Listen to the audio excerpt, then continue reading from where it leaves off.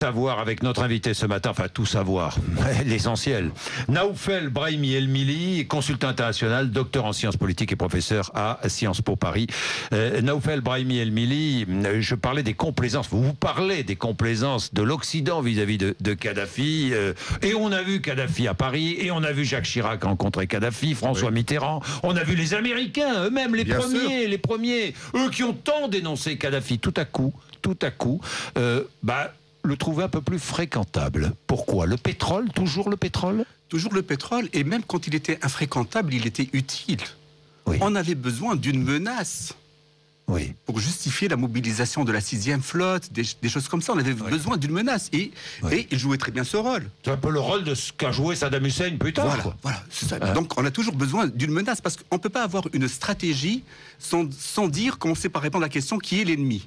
Oui, évidemment. Donc l'ennemi, on l'avait désigné, Kadhafi, mais ça ne nous empêchait pas, à partir de 2004, c'est ça? Oui, 2004. Ça ne nous a pas empêché de le trouver beaucoup plus fréquentable, parce que son pétrole, il y a beaucoup de pétrole, et en plus il est d'excellente qualité, ce pétrole libyen. Oui, le Brega, oui.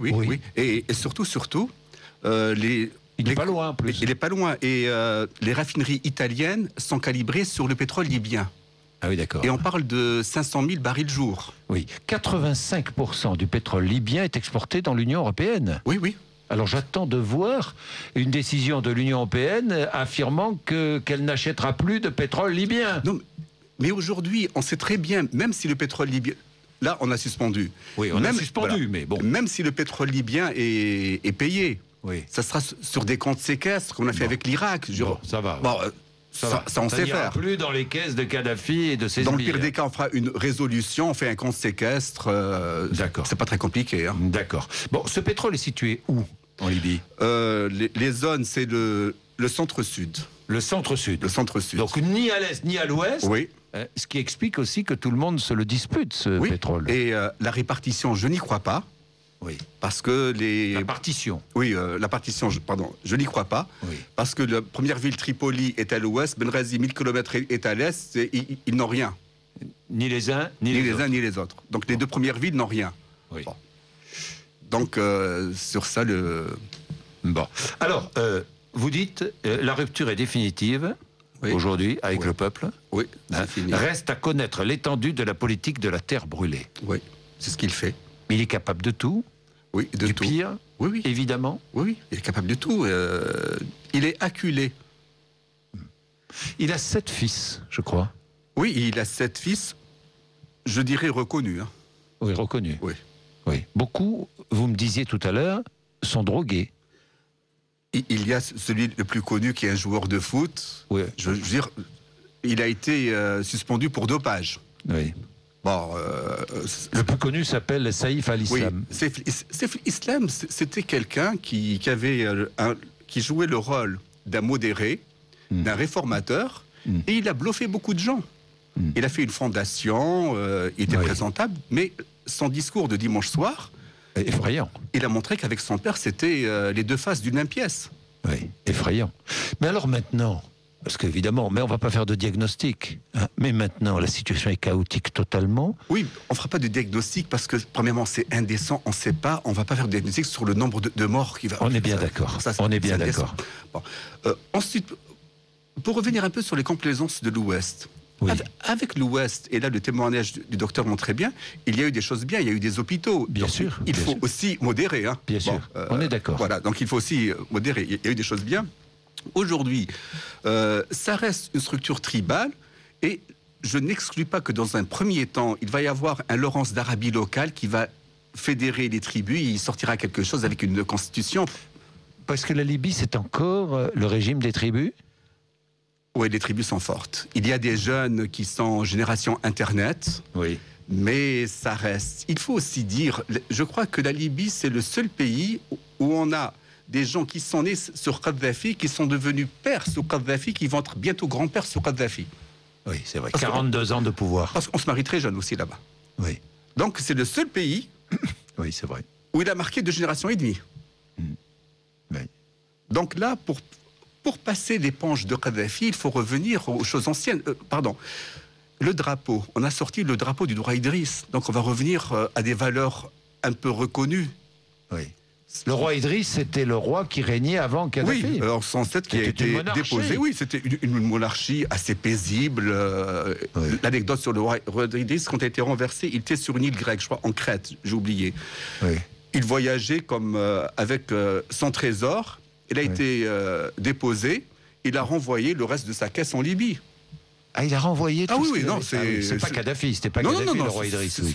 Il a des descendants qui pourraient revenir des neveux. Le dernier neveu qui a fait l'opposition est mort à Londres en 92, 13-14. Ah, d'accord. Oui. D'accord. Les armes de Kadhafi aujourd'hui, alors j'ai vu que beaucoup de militaires avaient fui le régime et désobéi à Kadhafi. Aujourd'hui, on ne connaît pas encore, mais si on parle de territoire libéré ou bien de résistance, ce que Kadhafi a fait, il a bombardé les arsenaux. Oui. Donc les gens, pour le combattre, ont beaucoup moins de moyens. Oui. Il a fait bombarder les arsenaux. Des réserves d'armes. Qui étaient à l'est, il les a fait bombarder. Oui. Donc là... Mais il a encore à sa disposition, je ne sais pas moi, des chars, des avions, des... Là, l'aviation lui fait défaut. Donc il a pris des pilotes, d'après ce qu'on dit, africains. Là encore. Des mercenaires. Voilà, le mercenaire. Le chiffre qui est donné, on a donné le chiffre exagéré de 50 000, je n'y crois pas. Mais quand on voit le va-et-vient des avions, on peut dire 20 000 mercenaires, ce n'est pas un chiffre surréaliste. 20 000 mercenaires qui aujourd'hui auraient été payés par Kadhafi pour venir sauver son pouvoir. Oui. Et on voit... Tripoli aujourd'hui, c'est ville morte. Les gens ont peur parce que c'était la politique. Ils ont peur de ces mercenaires. Des snipers, ils tirent. Sur celui qui sort manifester est abattu. C'est comme ça que ça se passe, oui, c'est clair. Je ne vois pas comment il va s'en sortir autrement que dans un cercueil. Oui, mais qui va venir jusqu'à Tripoli le combattre? Tout d'abord. Ça va venir de l'intérieur de son régime? Tout d'abord, quand il a fait son discours, il était essoufflé. Oui. Ça peut être une crise cardiaque ou alors... il a quel âge, Kadhafi? Il a pris le pouvoir jeune. Il a pris le pouvoir en 69. Il avait 25-26 ans. 26 ans en 69. Oui, donc il est jeune. Oui, il a près de 70 ans, quoi. Oui, après 70 ans, bon. Ça reste jeune.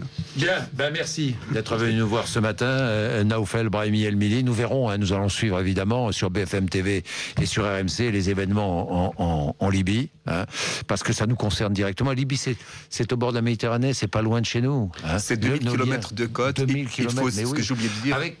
Dans la fréquentabilité, entre guillemets, de Kadhafi, l'Union pour la Méditerranée. On ne pouvait pas ignorer 2000 km de côte méditerranéenne. Oui, non, c'est vrai. L'Union pour la Méditerranée, elle a disparu complètement dans ses révolutions pour l'instant.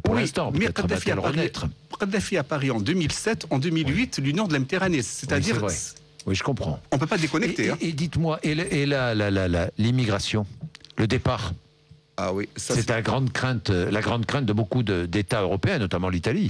Et nous aussi. Surtout l'Italie. Oui. Surtout vous croyez, parce que on dit que beaucoup d'Africains venus d'Afrique noire transitent par la Libye et en profiteraient des événements pour franchir la Méditerranée. C'était l'une des valeurs ajoutées de Kadhafi, c'est-à-dire il bloquait. Il bloquait, oui. Ce type de flux. C'est pour ça que finalement nous étions un peu complaisants avec lui parce qu'il bloquait.